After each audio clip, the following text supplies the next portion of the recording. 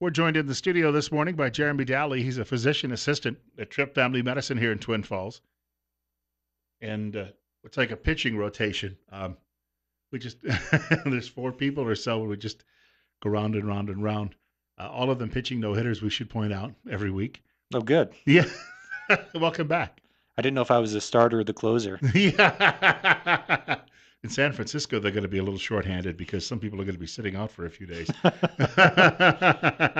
Don't go around binging or hitting Bryce with a ball. It doesn't go over well.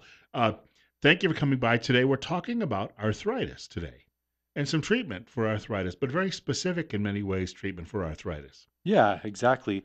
So arthritis is one of those diseases that a lot of people deal with, and it is basically inevitable.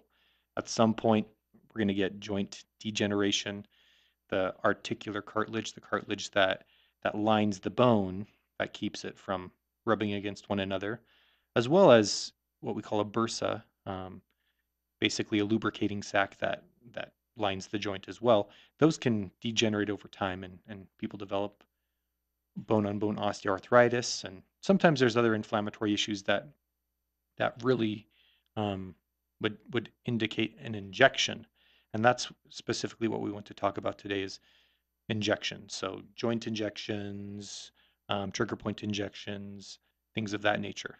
I was thinking as soon as you mentioned bursitis, uh, there's a couple of stories I remember about athletes. We were talking athletes just a few minutes ago, but there was an old football coach named Lou Saban, and he had been a player with the Cleveland Browns, and he had to retire early despite being a very good linebacker because he had persistent bursitis in his shoulders.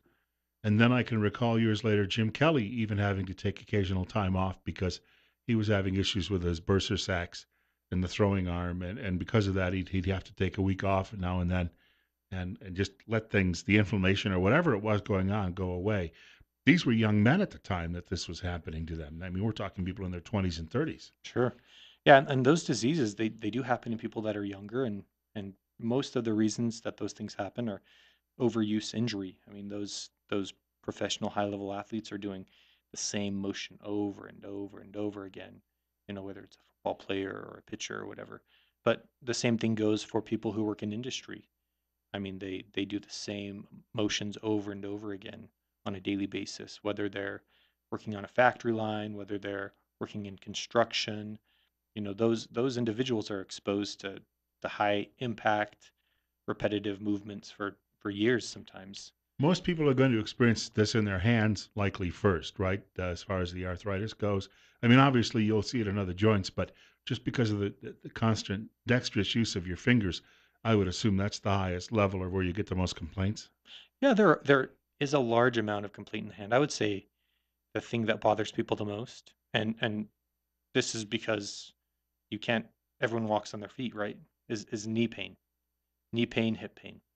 Those are probably the two most common joints that we see come into the office that people say, "Hey, you know what?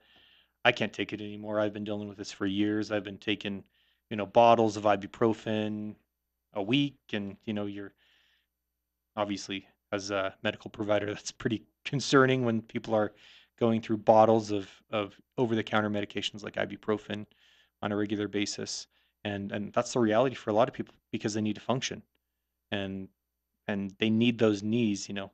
Hand arthritis is common, and it seems to take a little bit longer, and it really takes a lot of like you said, dexterous use of the hands. You see people who do fine movements. You see people who do, like I have a lot of patients who work at places like Lamb Weston or Chobani, and those patients tend to have a lot of injury to the fingers, and it's not specific to those industries. It's just any kind of repetitive movement is going to cause wear and tear My on mother worked on an assembly line and ended up with carpal tunnel, and they said it was all related to that same exactly movement every day. exactly. That's what we call occupational disease, where because of overuse over time, those. Combined though with aging, Mhm. this is where it starts to become an issue for most people. Right, right. Yeah, so I mean, most of the time, by the time we're in our 50s, we have arthritis somewhere. Even if we're not, a high impact athlete or we're not on an assembly line or doing construction, most of us develop arthritis over time, just from the wear and tear of walking, whatever we may be doing. I mean, most of us type. I don't know many jobs out there. If you're not doing some kind of repetitive motion uh, work that we talked about, you're probably typing a lot. And like you said, carpal tunnel is a very common disease that develops, and we see that commonly. I mean, it's I had a boss, in fact. He was, after 35 years of banging away at the typewriter in the newsroom every day, I used to see him stop sometimes and just, he'd literally grip his hands with one hand over the other and then switch and trying to apply a little pressure in order to hopefully relieve the pain. And then he'd go back to typing. yeah, it's something that really affects people's activities of daily living. I mean, I've suffered with some wrist pain. I had an injury in high school. I'd broken a wrist, and I can't tell you how much that's plagued me over the years. And I'm not very old, and I'm in my 30s, No and gray hairs on this fellow yet. well, more than I'd like to admit. We've got a short break. We've got more with Jeremy Daly coming up from Tripp Family Medicine in just a moment. In fact, it's coming up on 8:40, and you're listening to News Radio 1310 KLIX, newsradio1310.com, and Better Health. Jeremy Daly joining us in studio on News Radio 1310 KLIX and newsradio1310.com. He's a physician assistant from Tripp Family Medicine here in Twin Falls. I wanted to point out, too, the office is located on Fillmore Street. That's on the north side of the city, directly across from the main post office. And we need to point out there are other ways to contact the office, too. Yeah, we'd love for you to give us a call. Our number is 933-4400. You can find us on our website. It's trippfamilymedicine.com, and on Facebook as well. And Instagram. We're all over social media, I guess, and we're just trying to keep our patients and the community informed about things that we're doing. And one of the things that's coming up, actually, we have the Western Days Parade coming up this weekend. If you're not planning on going, definitely come. If you haven't seen our giant Tripp Family Medicine ball, then you're in for a treat. So I'll just leave it at that. But come out and see it, and we'd love to see you there. We'll be carrying the banner and I'm either going to be downtown across from the sheriff's department, or I'm going to be up near Idaho Joe's, or I'm going to be in a vehicle. And here we are 3 days out, and I still don't know yet. well, I know I'm going to be walking, so Good for you. Good for your health. well, hopefully after that, I'm not going to need a joint injection. That's what I'm hoping. When you talked a little bit about this, the injections themselves, I know people out there that are a little squeamish when they hear that. But generally, there's no real serious pain with this. Getting the injection itself is a pretty quick process. Sure, and really, I think it's a technique dependent procedure. So, if you're jabbing quick and moving fast, then it can be uncomfortable. There's a lot of things that we'll do to help to reduce pain and discomfort with these types of procedures. Sometimes let's say we're doing a knee injection, which is, like I said, one of the more common joints that I'll do. I'll usually do a couple of those a week at least. But those particular injections, depending on the patient and the location of the pain and the approach that I take, and it's really dependent upon the person and, like I said, the location of the pain. We try to tailor what we do to the individuals. We don't have people come in and have a kind of a set form of this is what we give you and you get what you get and you don't throw a fit. We try to customize it to our patients. And a lot of times we'll numb the skin up and the surrounding area prior to doing the injection, and I found that actually takes out a lot of pain from the injection. So that itself, I feel like, has made that procedure tolerable for a lot of patients. One other thing that we try to do, and I like I told you, I was at a conference recently in Nashville, Tennessee, and a professor from University of North Carolina teaches at the medical program over there, was talking about doing these joint injections, and it was good to hear. We're doing a lot of the same things that they're doing at these big academic centers. One of the additives that we'll put in these injections, we do steroid a lot of times. We'll do something like Kenalog or triamcinolone. People know that a lot of times it's cortisone. It's a long-acting anti-inflammatory steroid. And we'll add in things like lidocaine, which is a short-acting anesthetic. We'll do things like Marcaine. It's a longer-acting anesthetic. And really what that does is it makes the procedure more comfortable, the injection more comfortable, so you're not getting that injection and feeling sore and uncomfortable because it can be you're putting fluid in the knee and just having extra fluid, 2 milliliters of fluid or so in the knee more than you usually have can be quite a bit. We have a caller with us, and I just want to point out the number 7360300. Jeremy Daly in studio with us from Tripp Family Medicine. Better Health on News Radio 1310 KLIX and News Radio 1310.com.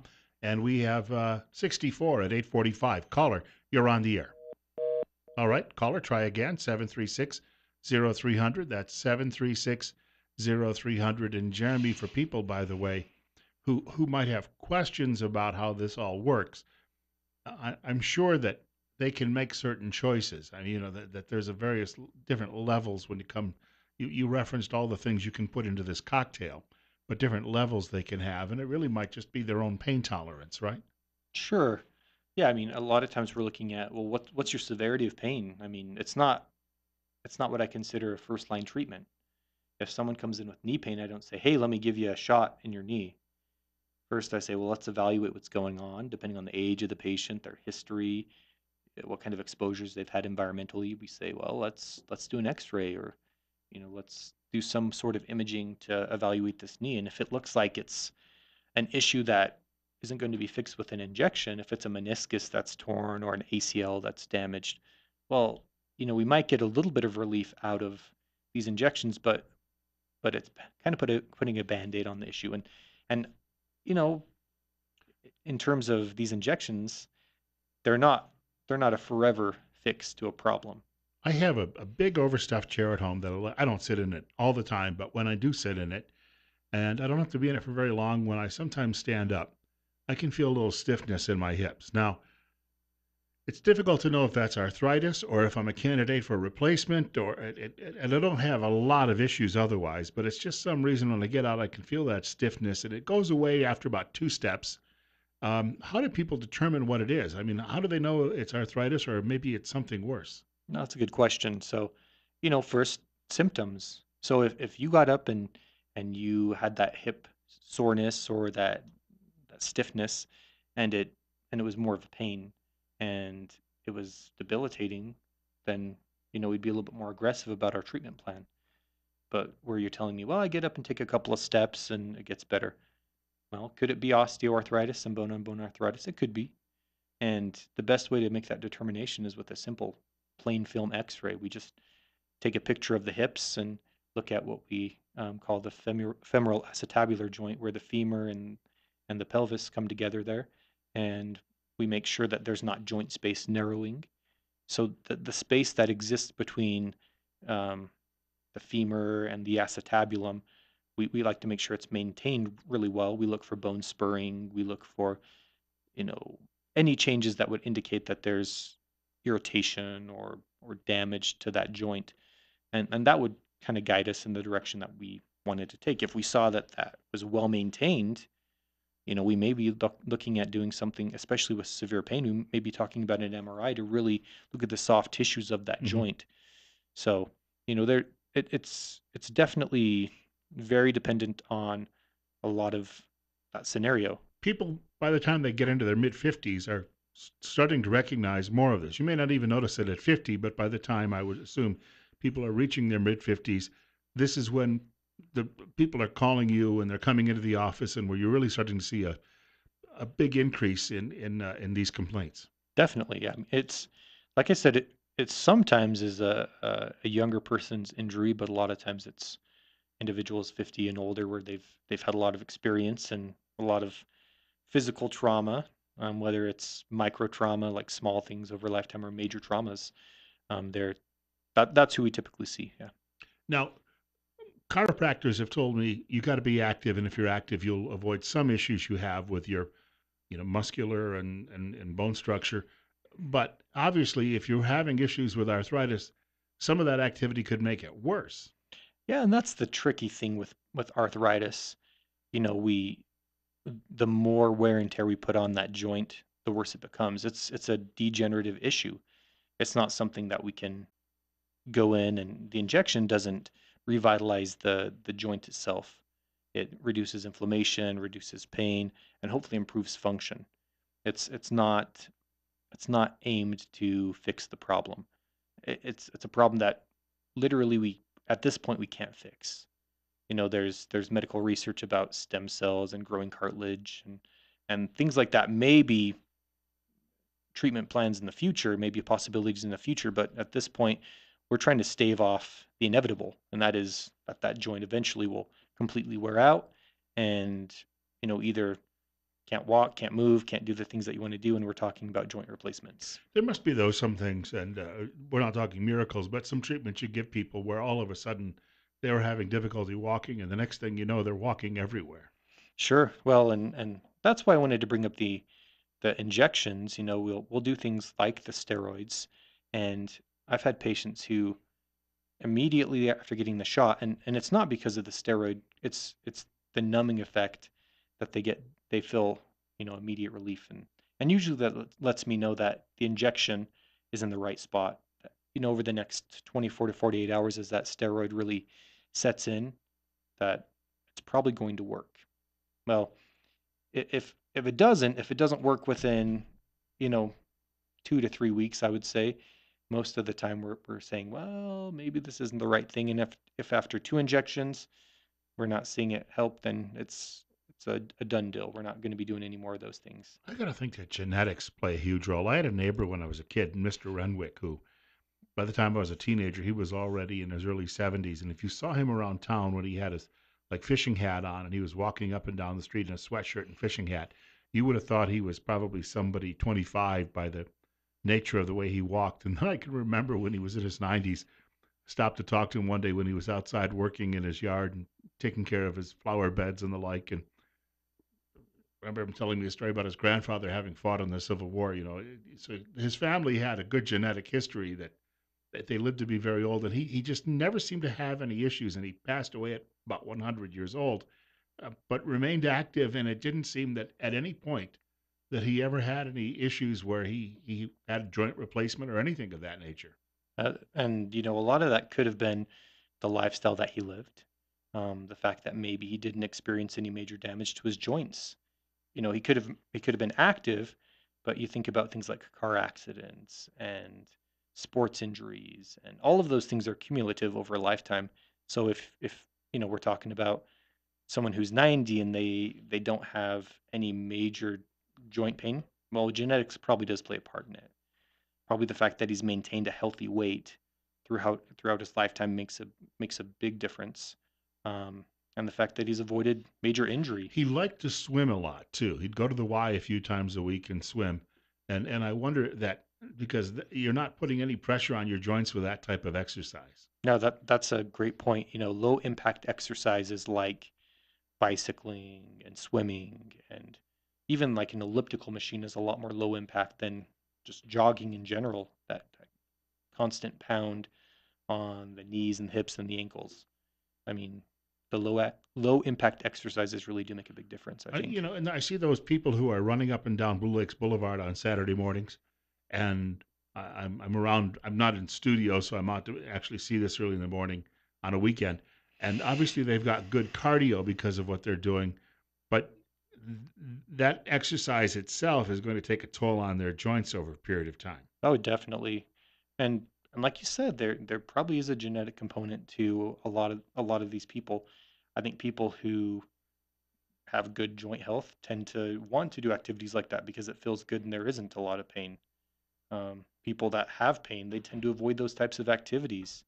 I have a sister who does ultra marathons, so she's doing 50 to 100 mile trail runs, and you know, I would after that I would be I can't even imagine. I'll do a couple miles running and feel like I was run through the ringer, and she'll do 50-mile trail runs and she feels great.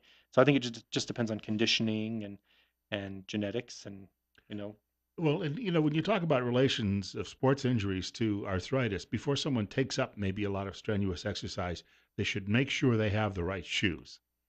that's actually something that more and more I've come to realize and recommended a lot of people go get fitted for shoes because of their gait and people who that do spend a lot of times running, if they don't have the proper footwear, then it can affect their knees and their hips and their ankles. And so if they have shoes that really fit their particular gait, they can avoid a lot of those injuries. So most of the time, those shoes are a little bit more pricey. I mean, you're going to spend maybe $100 or more on a good pair of running shoes. That would be a kind of an entry level good running shoe But nowadays. the shoe itself will last a little longer, and you will last a little longer Oh if you yeah, do these things. definitely. Yeah, it's an investment. It's just like anything. It's like going to the store and buying good quality food.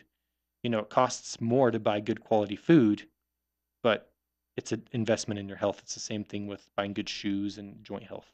These injections, we should probably people who may be listening wonder about cost because I'm sure that they're not cheap, but if you have a good insurance policy or even an insurance policy, generally they're covered, right? Yeah, a good amount of these are covered depending on, your deductible plan and what types of procedures are covered. It's getting more and more, I hate to say convoluted, but that's the only term that comes to mind in terms of knowing who covers it. And we have a great billing specialist at our clinic that does really well at helping people out. Her name's Ashley, and she does a good job of making sure that patients are taken care of in that regard. So we try to be very conscientious of people and not offering injections if we think that it may not be covered, or we try to talk about those things beforehand. Sure, and but again, I think that in modern medicine has come to recognize that we try to look at preventive sort of efforts, and that maybe doing this will help people stay healthier and more active longer. It'll be better off cost wise to do this than to skip it. Yeah, I think so. I think if you're struggling with being physically active, if you're struggling with doing your activities of daily living, let's say, cooking or cleaning or bathing yourself because of joint pain, and you've done is taken something like Tylenol, come in, have us evaluate you. We'll make sure that you don't have arthritis. And if you do, then we can talk about other treatment options that are available. And I wouldn't say that it's a miracle in any way, but it's a great way to help people stay active. And sometimes we'll do 3 or 4 of these injections a year, and it may seem like a lot, but it's a safe amount to do as far as maintaining the joint health and allowing people to have a good quality of life. Before we wrap up, once again, the contact information for Tripp Family Medicine. So you can get a hold of us at 933-4400 and make an appointment with us. You always get to talk to a person. I will tell you that. You can come see us across from the post office on Fillmore or on the internet at trippfamilymedicine.com. Want to thank Jeremy for dropping by today, and we'll see either Jeremy or somebody else next week. It depends on who gets the coin flip in the rotation. That's right. We've got a short break. Steve Millington is going to be joining us in the next half hour, also between 9:30 and 10 o'clock this morning. Raul Labrador will join us. And why is he joining us? Well, he had a major announcement last night. He'll be talking about that